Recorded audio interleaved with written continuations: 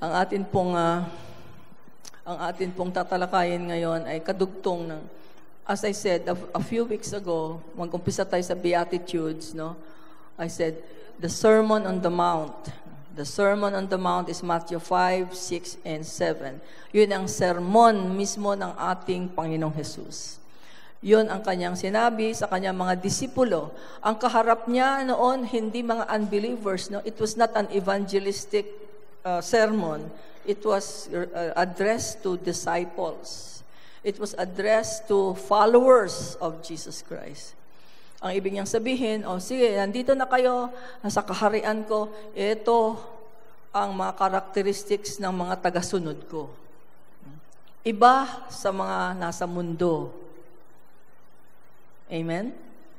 Kaya tayo pong mga Kristiyano, dapat po ay tinutuunan natin ng atensyon ang mga salitang ito. Kasi yun ang sinasabi ni Lord. Kung ikaw ay tagasunod ko, if you are my follower, then you are like this. Ganon.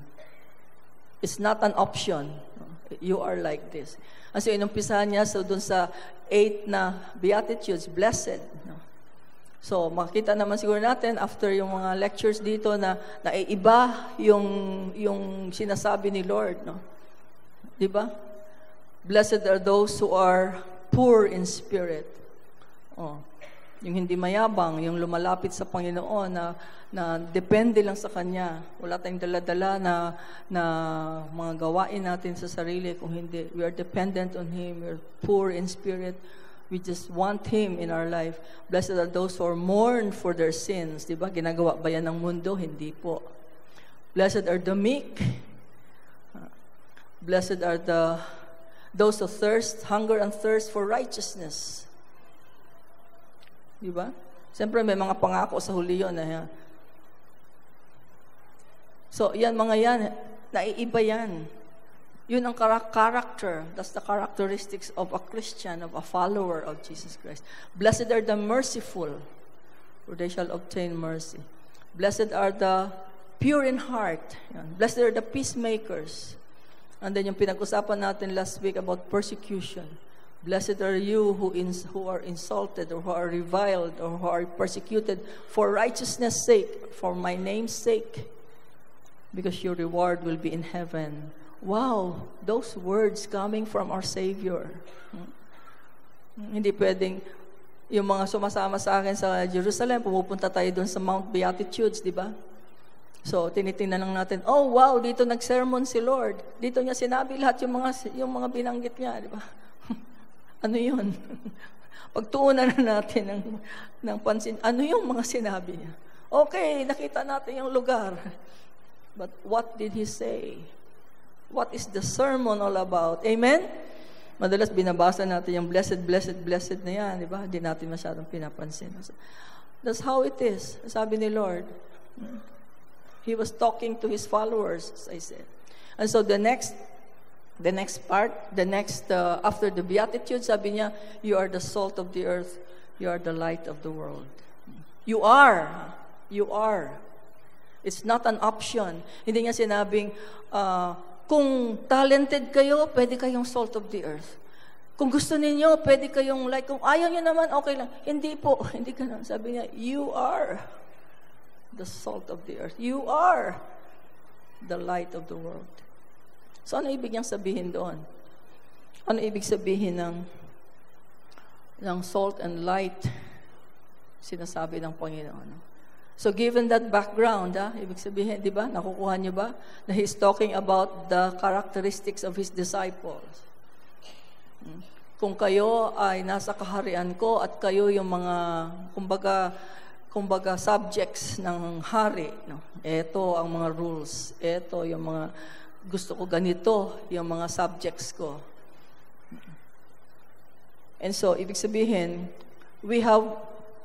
the followers of Jesus have a role here on earth. Meron tayong role, salt and light. Ano bang role sa Tagalog? Meron tayong ginagampanan. Hindi lang po tayo Kristiyano na born again, humingi ng tawad, nagsabi ng sinner's prayer, then ngayon nagsisimba na, nagbabasa na ng Bible, tapos umaattend na ng praise teams, pupunta sa mga free Bible ministry pag tinawag ng leader, sumasama, etc. Nagtataas ng kamay. Okay, all of these are fine. But ang sinasabi ni Lord, you have a role to play in this world. You have a unique role.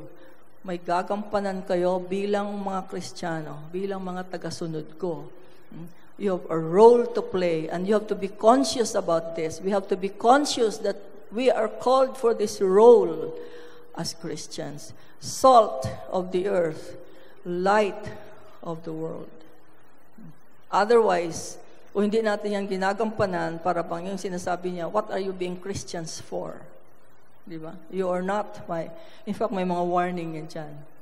Okay, let's go to first the salt of the earth. Matthew 5:13. Let's read together. You are the salt of the earth.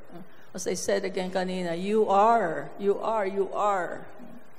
Hindi yung you may be or you can be. Pag nag-mature ka, then you are, hindi. Sabi ni Lord, at the moment that you are my disciple, you are a believer in Christ, then you are the salt of the earth. But if the salt loses its flavor, how shall it be seasoned? It is then good for nothing, but to be thrown out and trampled underfoot by men. Kayo ang asin ng sangkatauhan. Ngunit kung ang asin ay mawalan na ng alat, paano pa ito mapapaalat muli? Hindi ba wala na itong kabuluhan, kundi ang itapon at tapakan ng mga tao? Wow! Bigat. Dapat dito pa lang po ay manginig na tayo. Diba? Nako, ayokong maging apakan lang ako ng tao or tapak-tapakan lang ako ng tao. Ayokong wala akong kabuluhan at itapon na lang at tapakan ng tao. Diba? These are words of Jesus Christ. He's warning. And so what do we mean by salt of the earth? Ang salt po, yung asin, sa Middle East, during the time of Jesus Christ. Pero hanggang ngayon po, ganun pa rin. Ganun din naman pa rin, di ba? Na ginagamit unang-una ay para ma-preserve ang food. Para hindi masira ang pagkain, lalong-lalo na yung karne. At sa mga panahon na yon ang sinasabi ng Panginoong Jesus yan, kuhang-kuha yan ng mga disipulo, mga disciples niyan, ang karamihan ay fishermen. Di ba? Kasi alam na alam nila na yung kanilang mga isda, para hindi mabulok ang kanilang mga isda, nilalagyan nila ng, ewan ko kung uso na yung yelo noon. Wala pang yelo noon. Pero ilalagyan nila ng asin para ma-preserve. Kahit ngayon, di po ba? Pag gusto nating tumagal pa yung mga isda, gagawin mong daing para ma-preserve. Of course, meron na ngayon kasing mga freezer, may mga ice, ganyan. No? Pero during the time, preservative, para hindi mabulok ang pagkain. So, lalagyan ng asin. And so, the salt was, ang sinasabi ng Panginoong Jesus dito is, you become the salt of the earth, you be the preservative. You preserve. Ano ibig sabihin noon? Preservatives to prevent the decay, para mapigil ang tuloy-tuloy na pagbulok ng mundong ito dahil sa kasalanan. Sino naniniwala ang mundong ito ay bulok at pabulok ng pabulok? Because of sin. Amen? Dahil sa kasalanan. Hindi po kasalanan ng Diyos. Marami nagsasabi, bakit ganyan ang Diyos? Bakit ang dami-daming nagugutom? Bakit ganun sa India? Baging India, no? O ngayon, Africa siguro. Bakit ang dami nagugutom? Bakit nagpapatayan? Bakit bla bla bla bla bla? Kung ang Diyos ay pag-ibig, ay bakit ganun? Bakit nangyayari lahat yan? Huy, hindi po kasalanan ng Diyos. Kasalanan natin. Kasalanan ng kasalanan. Amen? Dahil pumasok ang kasalanan. Hindi naman itong plano ng Diyos. Sa Garden of Eden, sa paraiso, hindi ito ang plano niya. Ang tao kasi, mayabang. Ang tao, mas marunong pa sa Diyos. Nagkasala. So, walang magagawa ang Diyos. So, the corruption, when I say corruption, yung pagbulok, no? Yung pagbulok, yung pagdecay ng mundo ay dahil sa kasalanan. Alam niyo ba na sa langit, na yun sana ang plano ng Diyos, kung hindi pumasok ang kasalanan, hindi pumasok yung ahas at kinagat naman ni Eve at ni Adan. Pero sa langit po, walang corruption, walang decay, walang pagkabulok. Did you know that? Kung may mga punong kahoy po sa langit, wala ka pong makitang yung natutuyo na dahon, ano yun? Yung dahon na naging brown, withered and dry. Wala kang makitang nalalaglag na dahon kasi ano na siya? Natuyo na siya. Wala pong ganyan. Walang corruption. There's no such thing. It's perfect. Everything perfect. Diba? The streets are made of gold. Yung mga pillars doon, mga pearls. No, nothing decayable, nothing decayed. Wala yan sa vocabulary ng heaven. Pero dito sa mundo, puro ganyan, di po ba? It's because of binigay na ng Diyos ito kay Satanas, siyang naghahari-harian dito, and what do we expect? Di ba? All evil. Kaya nga, tinawag ngayon tayo ng Diyos. Ito ngayon ang very important, mga kapatid. Because this world is evil infected, sin infected. Di ba? Papunta sa corruption, papunta sa decay. And now, sinasabi ng Panginoon, you, my followers, you are the salt of the earth. You will be the preservatives in this earth. You will prevent further decay. Yun ang sinasabi ko kanina, may role tayo dito. Hindi lang tayo basta-basta, taas-taas ng kamay at mag-worship. That's fine, as I said, but we have to be conscious of the role that we are called for. Preservatives in the world against evil elements, stop the moral decay, counteract the corruption that is in this world. Amen? Why? Because the Holy Spirit is in us. Ang Holy Spirit po, siya ang representative, siya ang Espiritu ng Diyos nasa sa atin. And so kung nasaan tayo at nandun ang Holy Spirit, di ba, dapat yung decay dyan ay matitigil dahil sa presensya ng Diyos sa atin. Paano po ba yan? Di ba? And so, ang preservative, yung kung ano yung pwede nating pigilan na kasalanan, ano yung pwede nating pigilan na pagbulok sa kapaligiran natin. Sabi ni Lord, ikaw ang gagawa noon. Naalala ko lang ngayon yung isang istorya ng yung dating sniper ni Arafat. Si Arafat po, noon siyang pinaka-leader ng nagtatag ng PLO, yung pinaka-kalaban ng Israel, kumakalaban sa Israel. And meron siyang sniper. Kasama niya lagi. So, ang dami ng mga Hudyo na napatay nitong sniper na ito. Na born again. Hindi si Arafat, yung sniper. Na born again yung sniper.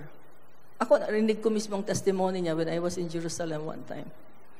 And, of course, isang katerpang repentance. Biro mo, ang dami-daming Hudyo na napatay niya. No? So, naging Kristiyano. So, ngayon po, anong ginagawa niya?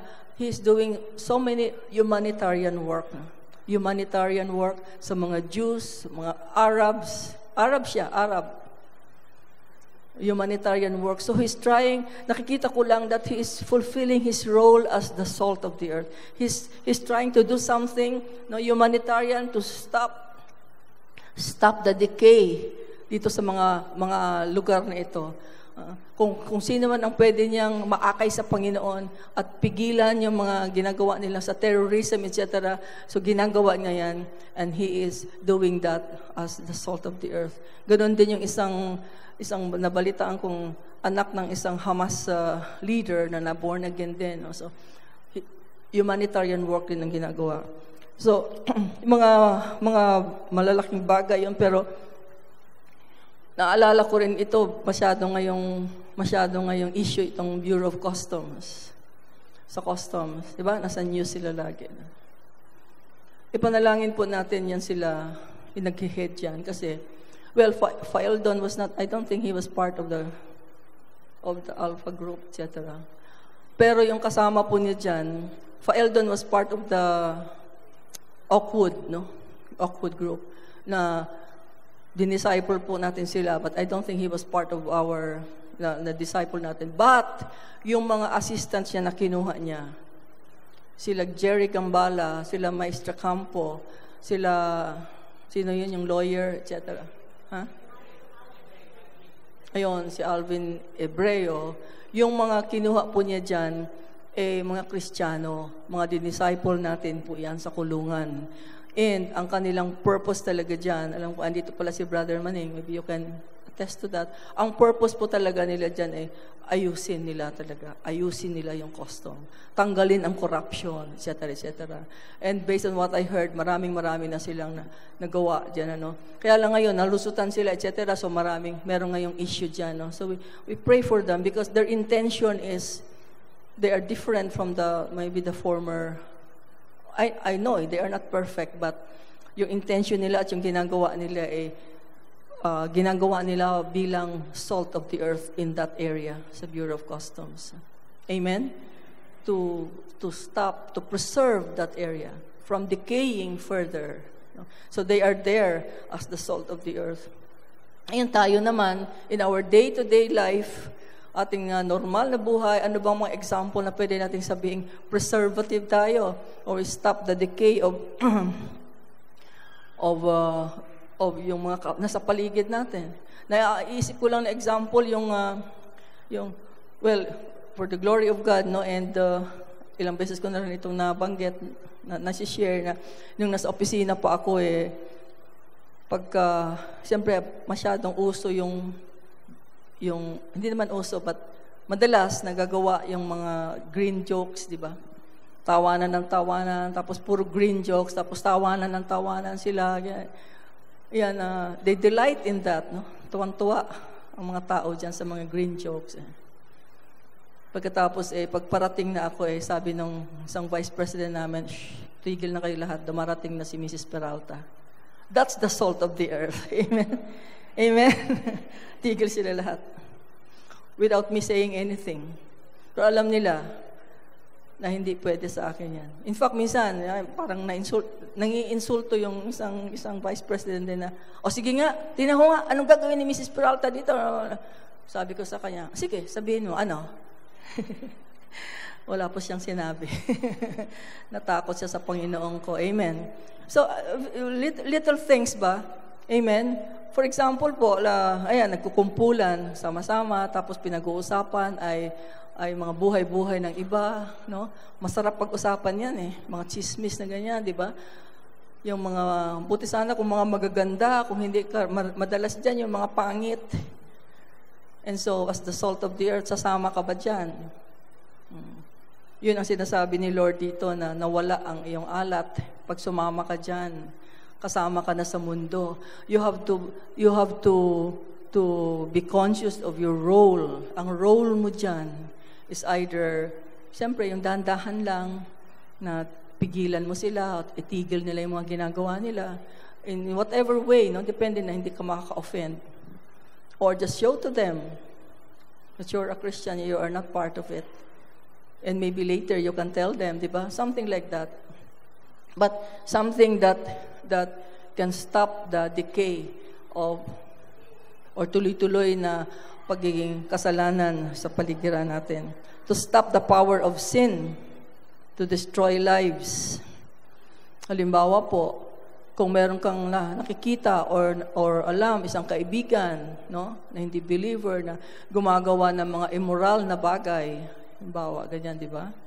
So, as the salt of the earth, hindi ka pwedeng basta makikinig na lang, manonood na lang, di ba? You have to do something to stop that the sin, the power of sin to destroy the life of that person. Mawa, may asawa siya. Tapos, naririnig mo parang nagkakakursunada sa iba, di ba? As a Christian, as I said, depende yan, ha? Huwag yung basta sugurin na lang, hindi pwede. Siyempre, ipapray mo sa Lord kung paano, anong paraan. But as the salt of the earth, you have a duty, you have the role to stop the person from destroying his life because of the sin that he is about to, or he is doing. Amen? Nakukuha niyo ba? Or isang tuloy-tuloy na nagnanakaw, for example, sa opisina niyo, nalaman mo, di ba? Or hindi lang sa opisina, sa bahay, or wherever. So, yung sinasabi ni Lord, as a preservative, as the salt, para bang, hayaan mo na lang ba? Di ba? You are the salt. Nilagay ka ni Lord dyan. So para matigil, para hindi matuloy yung pagsira ng kanyang buhay dahil sa kasalanan na yan, you have to do something. In whatever way, anong paraan, hindi ko yan madikta sa any one of us. We have to ask the Holy Spirit how we can do that. Di ba? May nakikita ka halimbawang naglalasing dahil sa desperado na, walang hope, etc., etc. And so you know that or nagda-drugs. So papunta yan sa destruction. So preservative, preventing decay, preventing destruction of lives through sin. Amen? Papasok po tayo dapat. Hindi natin pwedeng pabayaan. Ayaw ko makialam. Wala naman akong dyan, wala akong pakialam, baka mamaya masabit pa ako, etc. Well, pwede rin, masabit ka or what, pero kaya nga i-pray mo sa Lord kung paano. Kung paano mo pasukan, paano mo ma-prevent. That's being the salt of the earth. Amen? Just be conscious of that role. As I said, ngayon sinasabi ko nga na hindi lang ang pagiging Christian marunong ka mag-memorize ng verses, marunong ka magbasa ng Bible, etc. That's good. That's very, very good. But we have a role to play in the kingdom of God. So, kamukha ng sinasabi ko na nagiinom, sobrang desperate, wala nang pag-asa, etc., etc. And so, you can lift him up and share the Word of God. Diba? Share Jesus Christ to save him from destroying his life. Or yung mga iba dyan, di ba, yung mga suicidal, for example, don't tell me, pabayaan mo na lang. Hindi pwede. So, gagamitin ka ni Lord na masagip yan, and then share the word. Share the hope. Amen. And so, let's read that together again. Salt, Sister Yoni, salt as preservative. So, Christians, to stop moral decay, and then to stop the power of sin that destroys lives. Amen? Amen? As a preservative yung salt. Another function or another gagamitin po ang salt. Ang salt ay, ang asin ay enhancer of the pangalan nito, flavor, di ba?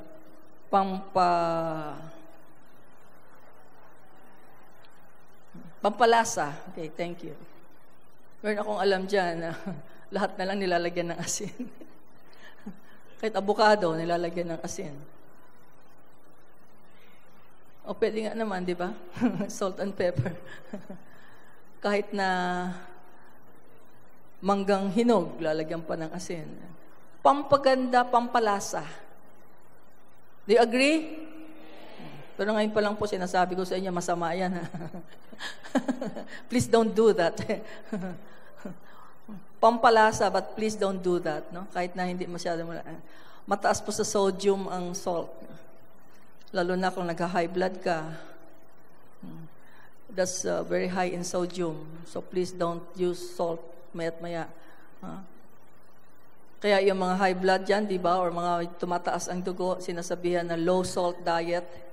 Huwag maalat ang diet, huwag lagyan ng maraming toyo or patis or etc. It is good to enhance the flavor, but it's not good for your health. Amen. Anyway, so isang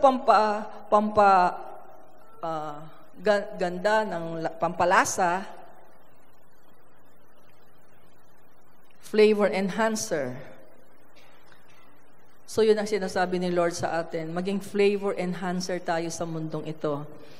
Isang Kristiyano na sumusunod sa Panginoon ay ma-influensya natin ang ating mundo papunta sa kabutihan, papunta sa something good, no? Enhancer of the flavor. Yung isang parang walang kalasa-lasang buhay, pwede namang gumanda ang buhay niya. At ito siyempre sa pamamagitan ng Panginoong Jesus. Amen? Yung isang buhay na, or kung merong nag-aaway-away dyan, or lagi na lang magkatunggali, di ba? So, you come in as the peacemaker. Oh, blessed are those who are peacemakers, sabi ni Lord. Papasok ko ngayon na, para bang, hindi naman yata maganda yung buhay ninyo na lagi na lang nag-aaway. There's something better. Yon, enhancer. Di ba? Amen? Pampalasa, pampaganda ng flavor sa buhay. Kung merong somebody who is so much in sorrow, masyadong malungkot, masyadong hopeless, wag mong sabing pababayaan mo na lang yan. Yun ang sinasabi ng Panginoon. Pasukin mo as the salt of the earth. Bibisikan mo ng asin. Gagandahan mo ng... may mas maganda po sa buhay na ito. Kaibigan, ay ito sa pamamagitan ng Panginoong Jesus. Enhance, bring him or her to something better, something good. Pampaganda, pampagaan ng buhay. Ha? Pero marami po sa atin, parang pampapait. Hindi asin, kundi ampalaya. Wag naman sana, amen, na tayo po ang sanhi ng naging pangit ang buhay ng isang tao dahil sa atin. Hindi po yan pwede. Yun ang sinasabi ni Lord na the salt has lost its saltiness. Colossians 4:6, I just want to share this word. Basahin natin sa Tagalog. Sikapin ninyong laging maging kaaya-aya at kapaki-pakinabang ang inyong pananalita sa kanila at matuto kayong sumagot ng tama sa sinumang nagtatanong. No? That's how an enhancer comes in. Sa mga halimbawa, yung nalulungkot nga or hopeless, diba? So yung mga pananalita natin, malaking bagay po yan. Alalayan natin na hindi makakasama lalo. Luke 6:35, mga bilin ng Panginoon. Sa halip, mahalin ninyo ang inyong mga kaaway at gumawa kayo ng mabuti. Magpahiram kayo na hindi umaasa ng anumang kabayaran. Sa gayon, malaking gantimpala ang tatamuhin ninyo. At kayo'y magiging mga anak ng kataas-taasang Diyos, sapagkat siya'y mabuti kahit sa masasama at sa mga hindi marunong tumanaw ng utang na loob. Anyway, so salt as flavor enhancer, no? We influence the world for something good, no? Something better. So yung isang parang lugmok na lugmok, papasukan natin at dadalhin natin sa isang mas magandang buhay sa pamamagitan ng Panginoon. Amen? And so that is being the salt of the earth. And so ngayon po, isipin nga natin, sigurado ako may mga ginamit si Lord na mga salt sa buhay natin. Amen? At some point, we had problems. At some point, we were struggling. Kahit Kristiyano ka na, no? At may mga ginamit si Lord na para iangat ka, para mas gumanda ang buhay mo. Or siguro may magagawa ka sanang kasalanan or talagang magpalugmok sa'yo, pero somebody, no, a Christian, lifted you up at natigil ang iyong tuloy-tuloy na pagkakasala. No? Pero ikaw naman, have you been a salt to anyone? No? I'm sure naman bawat isa sa atin, amen? Nagagamit din naman ni Lord kahit paano, but hindi lang po tayo conscious na mayroon pala tayong role na ganyan. Ngayon, ang warning ng Panginoon, the salt losing its flavor. Binigay niya tayo ng pribilehiyo na maging asin or maging salt of the earth, kaya lang may warning po siya. Doon sa Matthew 5:13, yung second part, basahin natin. Ngunit, kung ang asin ay mawalan na ng alat, paano pa ito mapapaalat muli? Hindi ba wala na itong kabuluhan, kundi ang itapon at tapakan ng mga tao? Yun ang ano. So, paano ba nawawala ang alat natin? Pag wala na tayong kapayapaan sa isa't isa. Mark 9:50. Mabuti ang asin, ngunit kung ang asin ay mawalan na ng alat, paano pa ito mapapaalat muli? This is Mark, ha? Iba ito sa binasa. Maging kagaya kayo ng asin at mamuhay kayong mapayapa sa isa't isa. Kung tayo po ay namumuhay na, hindi na, wala ng kapayapaan sa isa't isa, nawawala na po ang alat ng asin ng Panginoon sa atin. How can the Lord use us as salt kung tayo mismo ay walang kapayapaan? Hindi tayo reconciled with others. How can the Lord use us as the salt of the earth? Diba?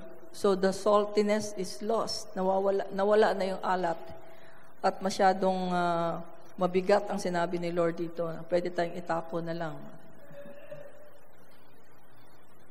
Yung ating influence sa mundong ito ay nawala. Halimbawa po, naging disobedient ka sa Lord at ikaw na mismo ang naging sobrang makasalanan. May naaalala lang ako noon ng isang Kristiyano na leader pa, no? And then sobrang kasalanan ang ginawa niya, na nagkaroon siya ng problema sa bangko, no? And it was bantog yan. So, how can he be a salt of the earth? Wala na. Sabi nga dito, pag nawala yung alat, hindi mo na mapapabalik yung alat. And so, wala na. Alam ko yung buhay niya, para talagang, hindi na siya nagamit ng Panginoon. I don't know where he is now, but definitely, yung prospect niya dati na pwedeng-pwede siyang maging leader, ang dami niyang verses na na-memorize, maano na siya, may lumalabas na yung anointing sa kanyang pagsalita, sa kanyang pag-preach, etc. So, nawala ang alat nung nagkaroon siya ng ganong kasalanan. So, this is an example, no? Paano pa mapaalat yun? The whole world knew about it. Kahit na may repentance pa siya, etc., wala. The saltiness is gone.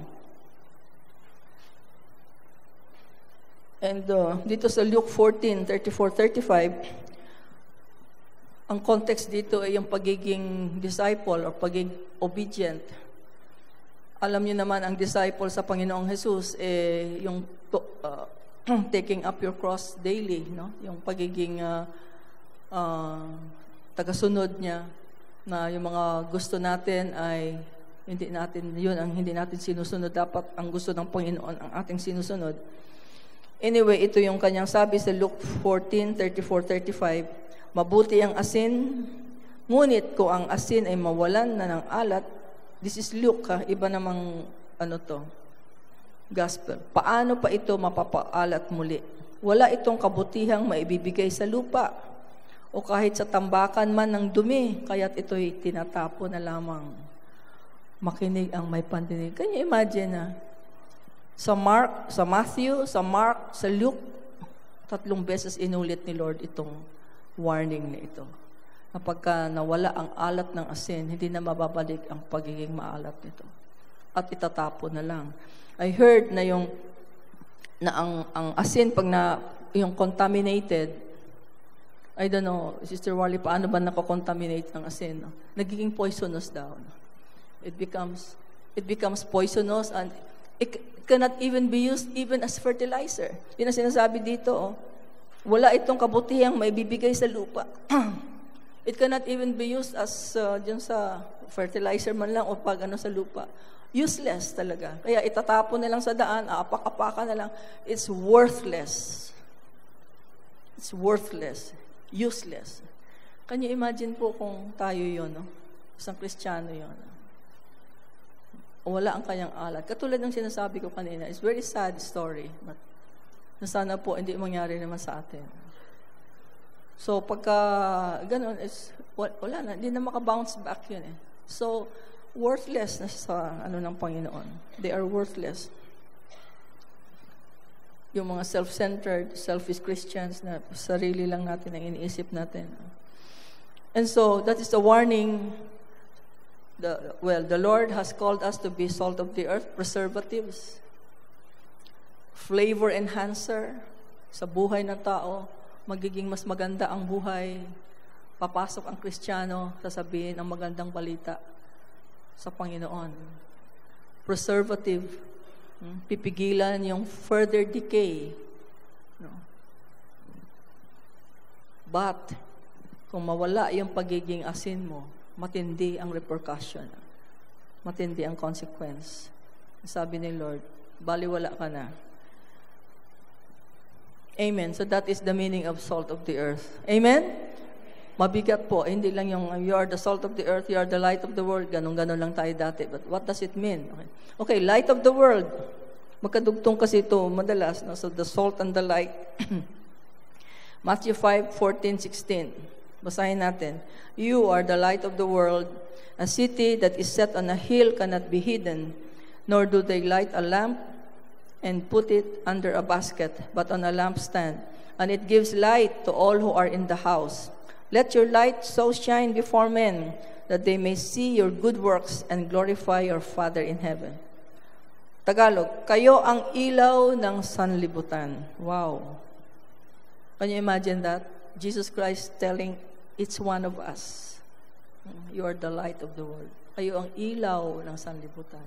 As I said kanina, ang sanlibutan na ito ay madilim. Ang sanlibutan na ito ay corrupt, bulok. Ang naghahari-harian dito ay bulok. Si Satanas. Madilim, kadiliman, darkness because of sin. Tapos sasabihin ni Jesus na, ikaw ang liwanag. Amen? That's a role. Yan ang gagampanan ng isang Kristiyano. Ikaw ang liwanag. Hindi yung ikaw ang magdadala ng liwanag, ikaw ang liwanag. Kayo ang ilaw ng sanlibutan. Ayan, ang isang lungsod na nakatayo sa ibabaw ng burol ay hindi maitatago. Wala din namang taong nagsisindi ng ilaw at pagkatapos ay inilalagay yun sa ilalim ng malaking takalan. Sa halip, inilalagay yun sa talagang patungan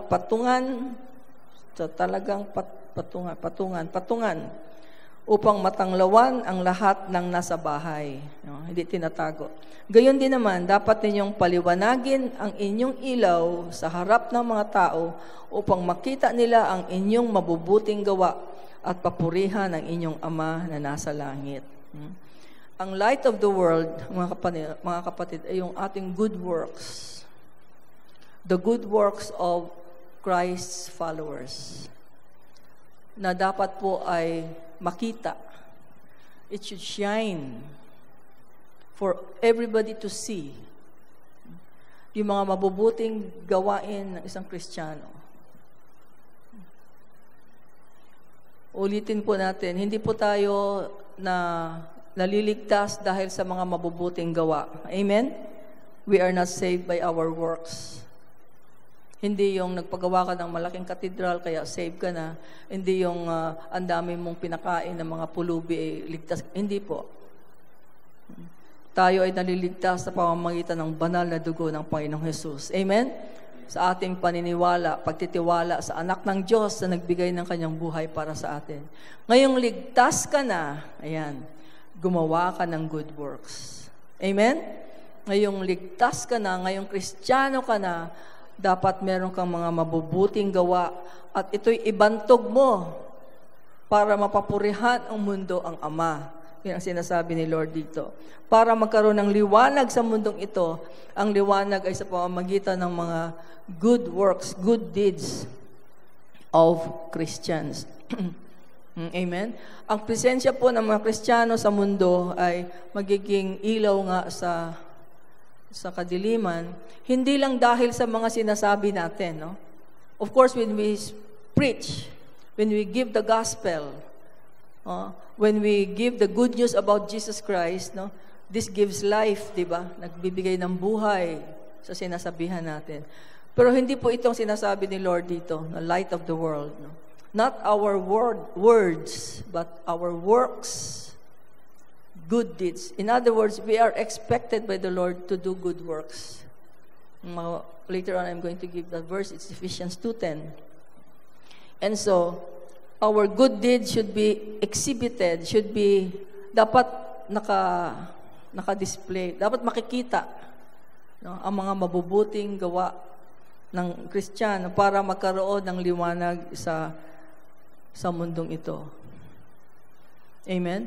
Ang atin pong buhay, ang buhay natin mismo, ang pinakamainam na witness sa mga taong hindi pa nananampalataya sa Panginoon. Pag nakita nila, halimbawa, ang pagsamba natin sa Panginoon with pure heart, no? This is part of good works. We worship God without reservation o walang ibang agenda. Kung hindi gustong mahal na mahal lang natin ang Panginoon, kung minamahal natin ng ibang tao, mas na katulad ng pagmamahal natin sa iba, ay sa sarili natin, at nakikita po yan, no? Amen? Hindi lang yung, I love everybody, pero wala naman, di naman nakikita sa gawa mo. Kung merong may nangangailangan, wala ka namang ginagawa. Kung merong nag-iiyak na dyan, parang baliwala sa'yo, di ba? Or yung wala kang ka-concern sa ibang tao. So that is not good works. So makikita yan when we love others as we love ourselves. That's good works. And we have to makikita. Hindi naman sinasabing i-display mo, ipagyabang mo. Hindi po. Ibig sabihin, nakikita ng tao yung ginagawa mo na mabuti. Amen? Naalala ko tuloy ngayon, ang Israel naman po, hindi naman sila Kristiyano pa, pero makikita natin na ang Israel po, ang dami ginagawang mabubuting bagay sa mundong ito. Nakakalungkot nga na sila yung gustong patayin ng mga Arabo. Ang mga Arabo, wala namang contribution yan sa society. Pero ang Jews, medicine, sa cyber, yung sa intel, sa science, karamihan doon, mga Jews po ang gumagawa niyan.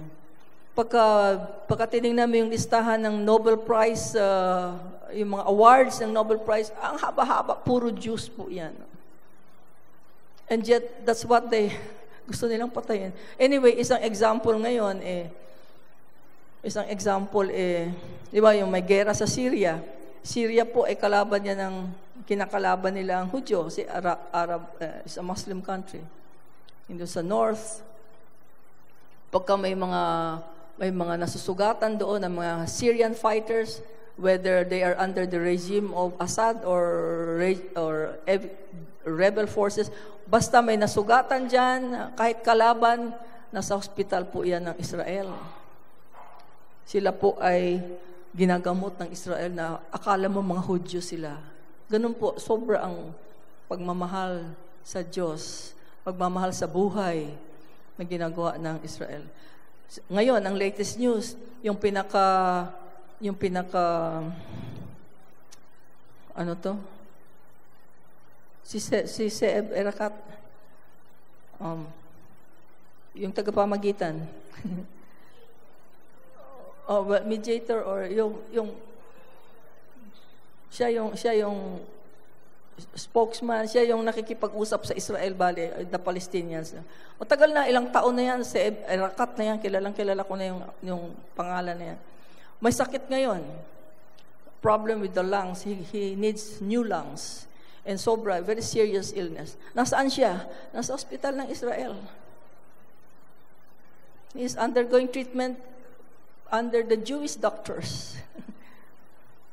Balita ko gano'n din si Abbas. Asawa niya madalas doon sa hospital ng Israel. And yet, they are killing Jews. Diba?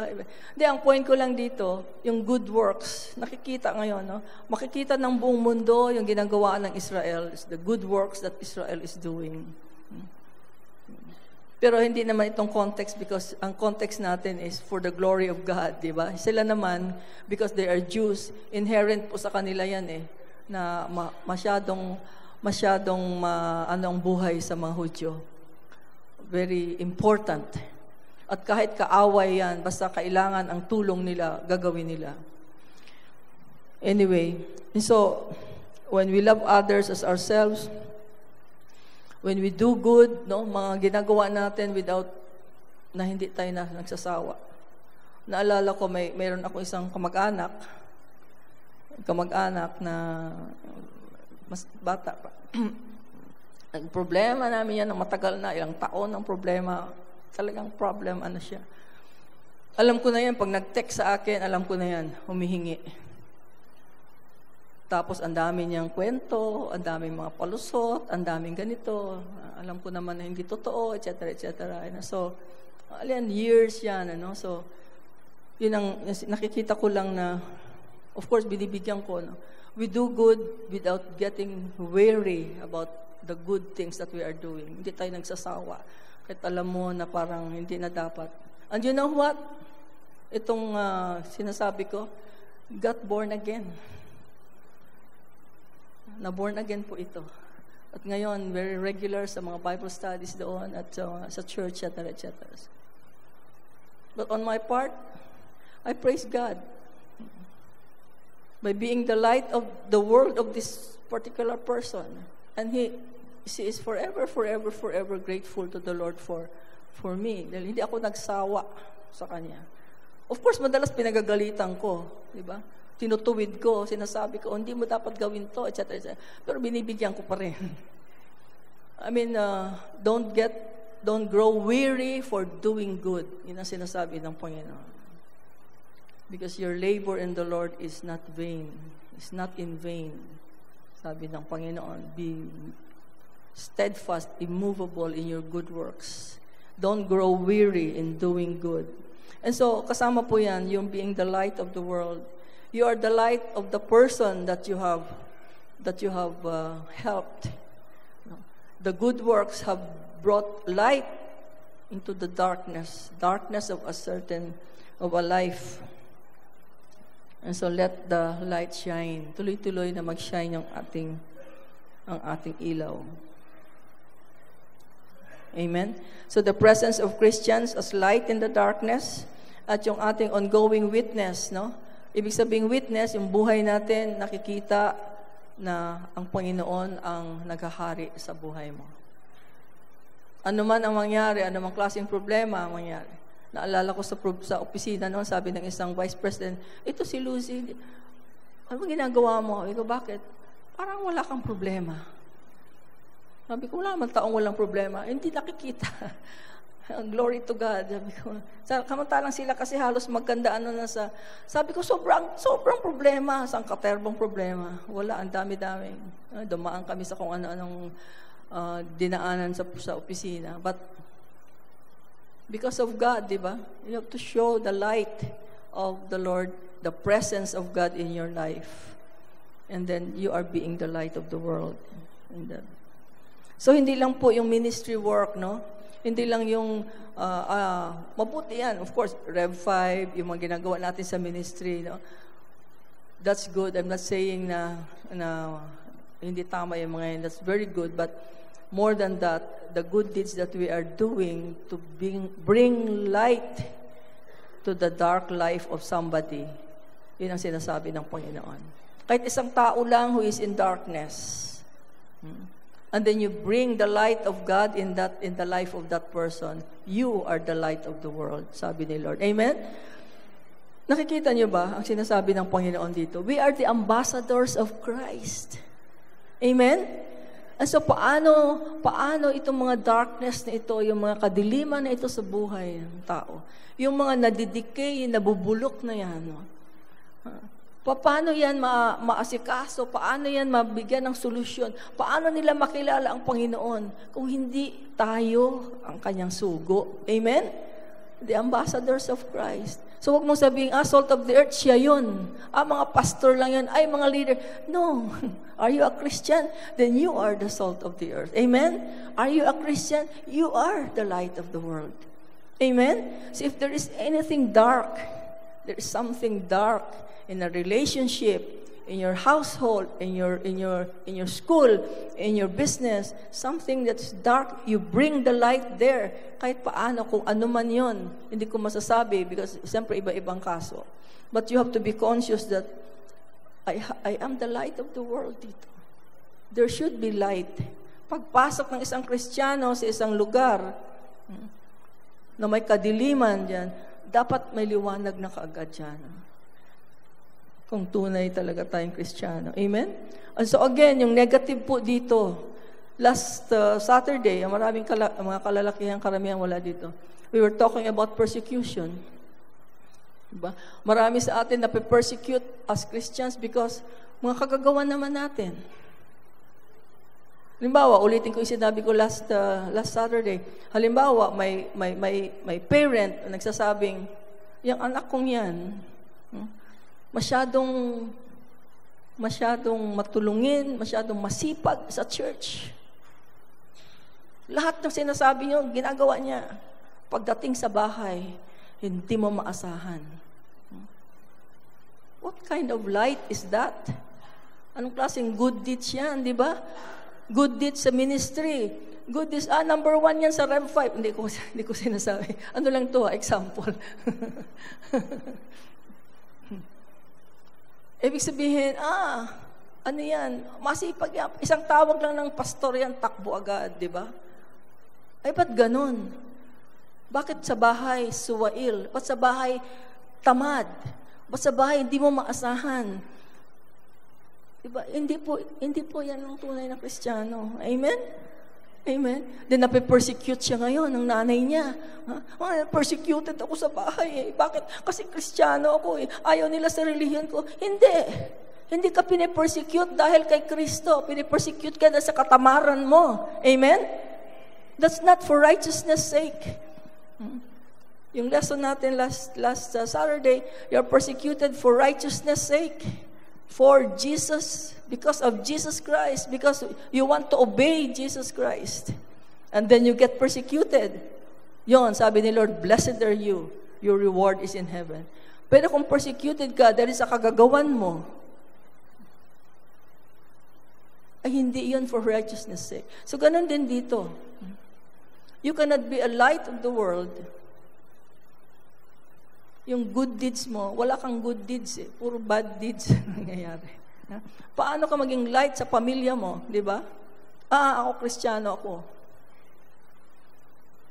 Pagdating sa pamilya, problema ka. Imbes na ikaw ang nagdadala ng ilaw, nagdadala ka ng problema.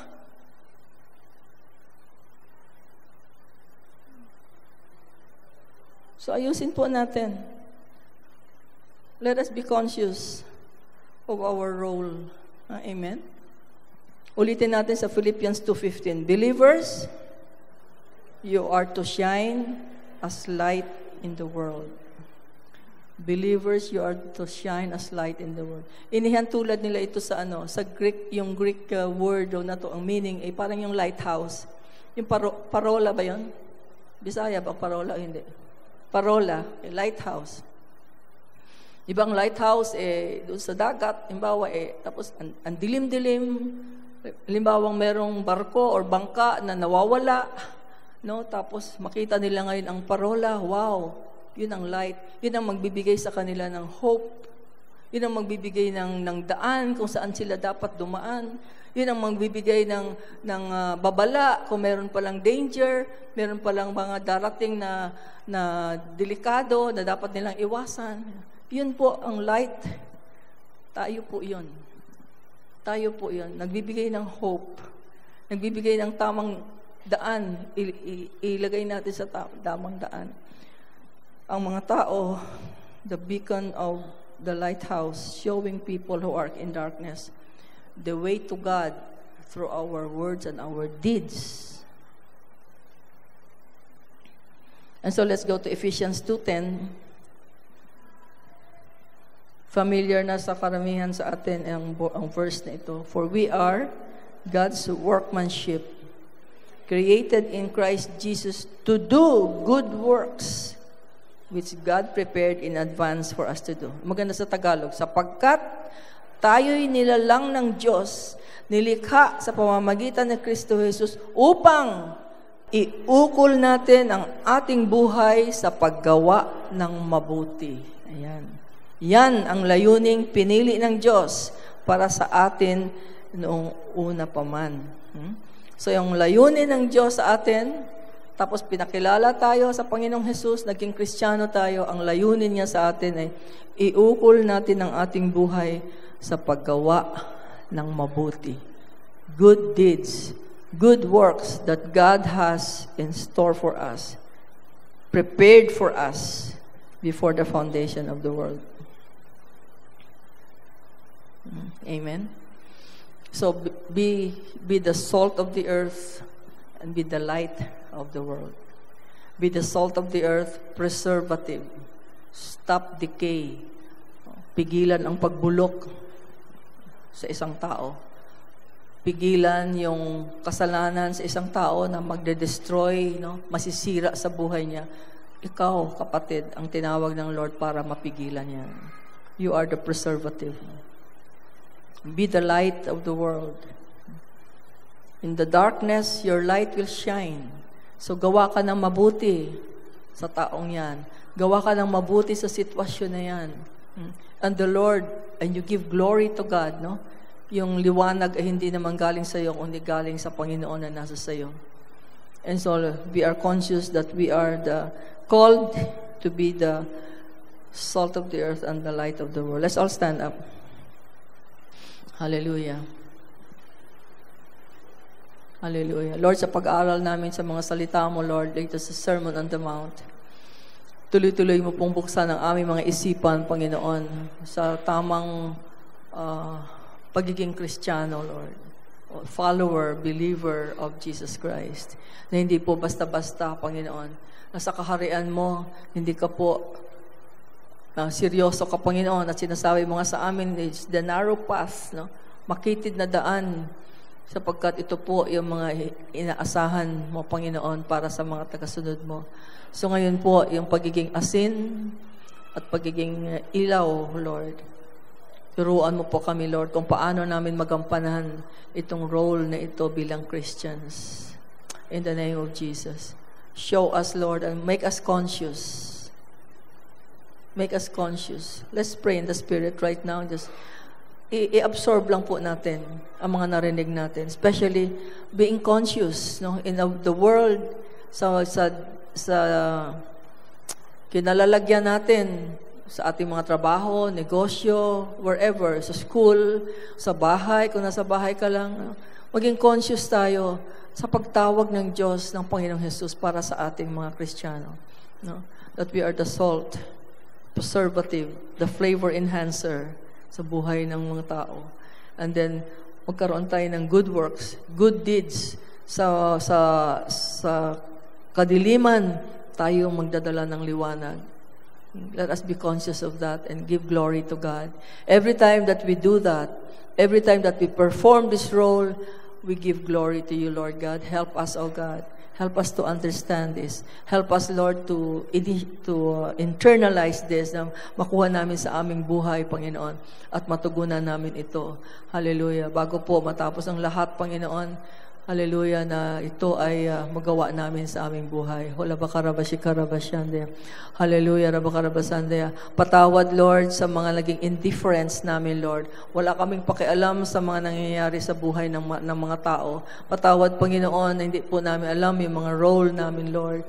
Hallelujah. Akala namin yung pagiging Kristiyano lang ay pagbasa lang ng Bible at pagsimba, Panginoon. Hallelujah. Pero mas malalim, marami ka pong tinuturo sa amin.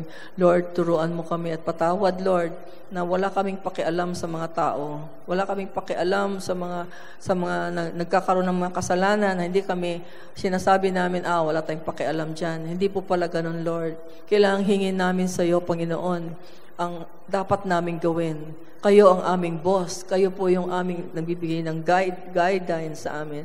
May Holy Spirit kami para magturo sa amin kung anong mga dapat gawin.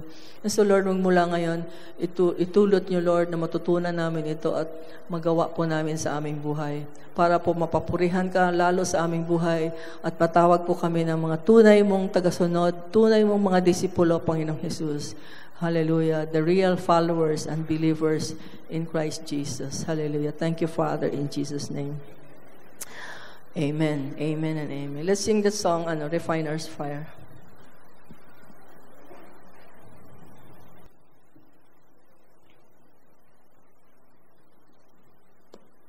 Habang inaawit natin to, do we have newcomers?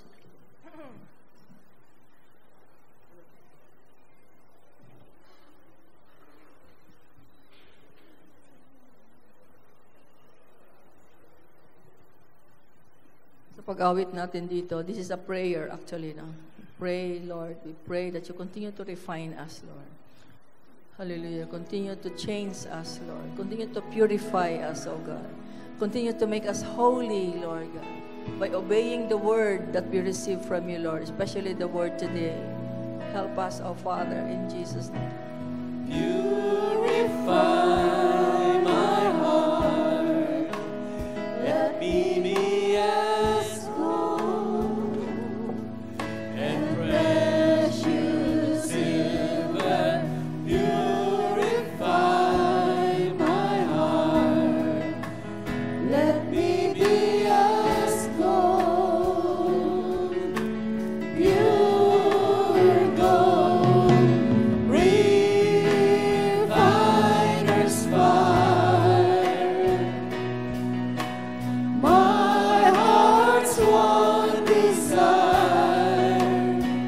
to be holy, to be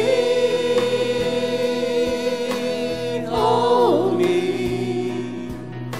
set apart for you, Lord.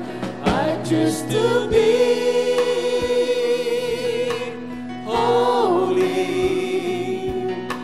set apart for you, my Master, ready to do your will.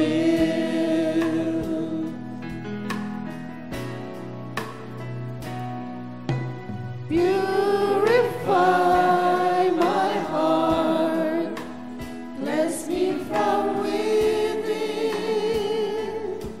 and make me holy. Purify my heart, cleanse me from my sin. Deep within, refiner's fire.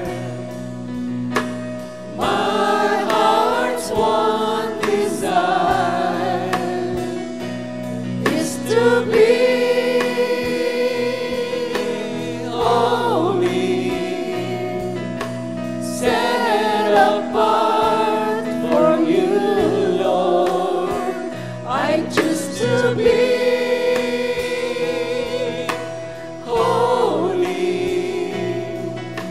set apart for you, my Master, ready to do your refiner's fire. Refiner's fire. Holy Spirit, Lord. My heart's one desire is to be holy,